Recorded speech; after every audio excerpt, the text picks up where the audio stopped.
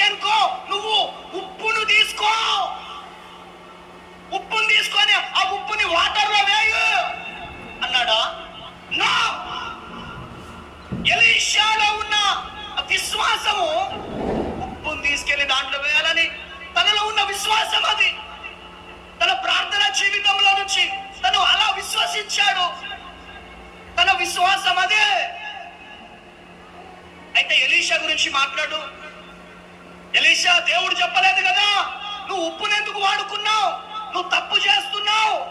తమ్ములైన్లు పెట్టు. ఎలీషా దేవుడు చెప్పకపోయినా ఉప్పు వాడాడు. దమ్ముందా? ఆలోచించవలసిందిగా ప్రభువు పేరిట మనవి చేస్తున్నాను. యెషయా ప్రవక్త విశ్వాసం, అంజూరపు పండ్ల ముద్దతో ప్రార్థన చేస్తే దేవుడు అద్భుతం చేస్తానని యెషయా ప్రవక్త విశ్వాసం ఎట్లనో, ఎలీషా ఏ విధంగా అయితే ఆ ఉప్పు తీసుకెళ్లి ప్రార్థన చేస్తే ఆ వాటరు చక్కగా అవుతుందని ఏ విధంగా అయితే విశ్వసించాడో, పాస్టర్ అమ్మ తేజ కూడా అరటి పళ్ళు ప్రార్థన చేసిస్తే గర్భము తెరవబడతదని ప్రార్థన చేస్తున్నాడు.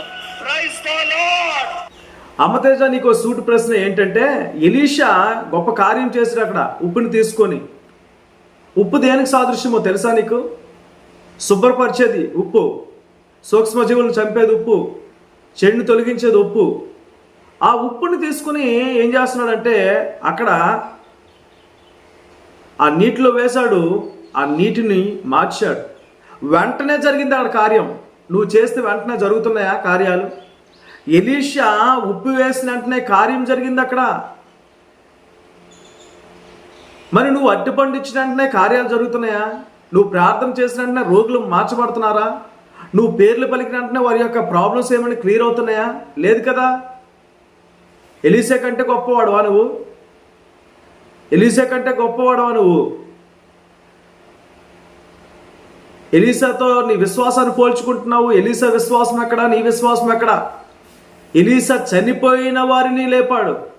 ఎలీషా ఎముకలు చనిపోయిన వ్యక్తులు లేపాయి.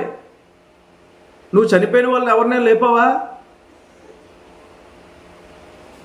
ఎలీషా యొక్క శిష్యుడు అప్పు చేసి చనిపోతే ఆ శిష్యుని యొక్క భార్య వచ్చి, అయ్యా ఇలా అయిందంటే, అమ్మ నీ దగ్గర ఏముందంటే కొద్ది నూనె మాత్రం ఉందంటే మొత్తం కుండలన్నీ నేర్కొని వచ్చి అన్నాడు. ఆ కొద్ది నూనెని ఆ కుండలంతా పోస్తే అది పొంగి పొర్లింది. అది ఆ కుండలన్నీ అప్పు తీర్చబడింది. నువ్వేం చేయట్లేదు. మరి సమస్యను చెప్తున్నావు కానీ సమస్యను తీర్చట్లేదు. ఇక్కడ ఎలీషా సమస్య చెప్పగానే ఆ సమస్యను తీర్చాడు కదా, మరి నువ్వేం అలా చేయలేకపోతున్నావు? నువ్వెందుకు చేయలేకపోతున్నావు? పరిశుద్ధాత్మ దేవుడు కార్యాలు చేస్తున్నాడని చెప్తున్నావు కదా. నీలో నుంచి పరిశుద్ధాత్మ దేవుడు కార్యాలు చేస్తే మరి వెంటనే జరగాలి కదా. మరి ఏం జరగట్లేదు. ఎలీషా కంటే గొప్పవాడిని అనుకుంటున్నావా నువ్వేమైనా? ఎలీషా యొక్క విశ్వాసంతో నువ్వు పోల్చుకుంటున్నావు. గర్విస్తున్నావేమో. గర్వము సర్వనాశనానికే కారణం. అది ముందు తెలుసుకో. నువ్వు భ్రమపరుచు ఆత్మచేత నడిపింపబడుతున్నావేమో. నువ్వు సాతాను యొక్క ఆత్మచేత నడిపింపబడుతున్నావేమో. పరిశుద్ధాత్మ దేవుని కార్యాలు ఎలా ఉంటాయంటే స్పష్టమైనవి. అవి చాలా స్పష్టమైనవి, వెంటనే జరిగేవి అవి. కానీ నువ్వు చేస్తున్నది ఏంటంటే మోసం. పరిశుద్ధాత్మ దేవుని యొక్క పేరుతో మోసం చేస్తున్నావు. యేసుక్రీస్తు పేరుతో మోసం చేస్తున్నావు.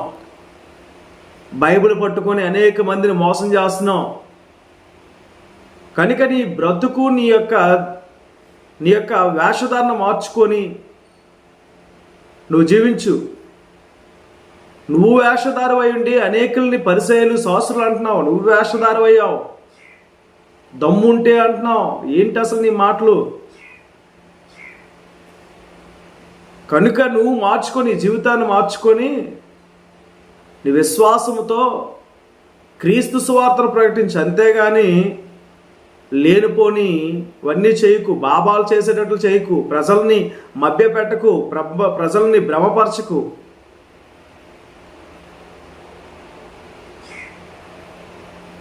నిజంగా నీకే అంత గొప్ప విశ్వాసం ఉంటే, ఎలీషా అంత విశ్వాసం ఉంటే, నా విశ్వాసము నా విశ్వాసము నా విశ్వాసం అంటున్నావు కదా, నీ విశ్వాసము ద్వారా నువ్వు చనిపోయిన వారిని లేపు ఎలీసాలాగా.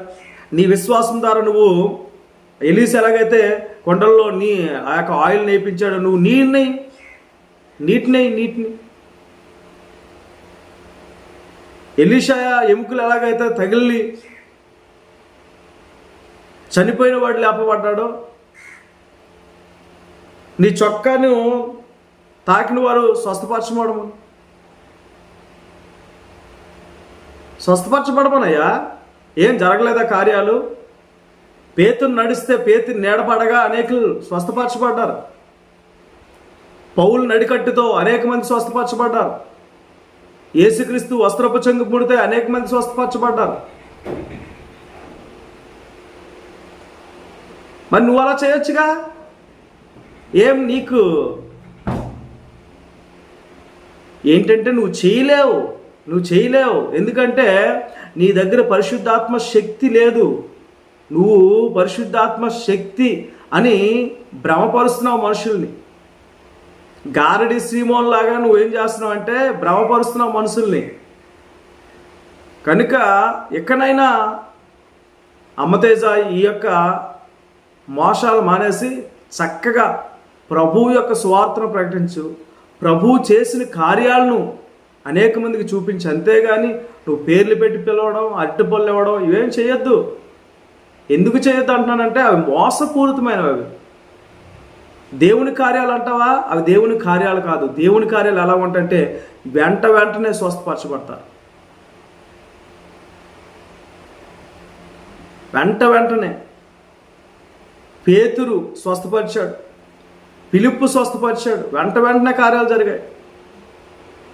పేతురు యోహానులు దేవాలయంలోకి వెళ్ళినప్పుడు అక్కడ కుంటువాడు ఏం చేస్తున్నాడు? లేచి గంతులు వేశాడు. తర్వాత